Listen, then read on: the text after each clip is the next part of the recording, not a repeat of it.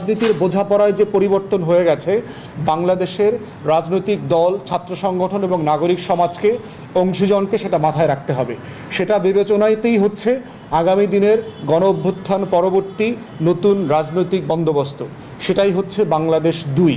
কৃতজ্ঞতার সাথে স্মরণ করছি ছাত্রদল এবং শিবির গত ১৬-১৭ বছর যে নির্যাতনের শিকার হয়েছে, গুম খুনের শিকার হয়েছে, তাদের হাজার হাজার নেতাকর্মী শহীদ হয়েছে, পঙ্গু হয়েছে, আহত হয়েছে। তারা সবাই গণ অভ্যুত্থানের পক্ষের শক্তি এবং তারা সবাই আওয়ামী ফ্যাসিবাদ বিরোধী আন্দোলনের সক্রিয় নেতাকর্মী। তাদেরকে আমরা শ্রদ্ধা করি, সম্মান করি, তাদের ত্যাগকে আমরা, তাদের অবদানকে আমরা জাতি হিসাবে স্মরণ করি, মাথায় রাখি। দ্বিতীয়ত হচ্ছে ২৪-এর গণ অভ্যুত্থানেও কিন্তু এই ছাত্র সমাজ কিন্তু অ্যাক্টিভ রোল প্লে করেছে। ছাত্র শিবিরের, ছাত্র দলের হাজার হাজার নেতাকর্মীরা, লক্ষ লক্ষ নেতাকর্মীরা সারা বাংলাদেশে আন্দোলন, সংগ্রাম, লড়াই করেছে, আহত হয়েছে, শহীদ হয়েছে।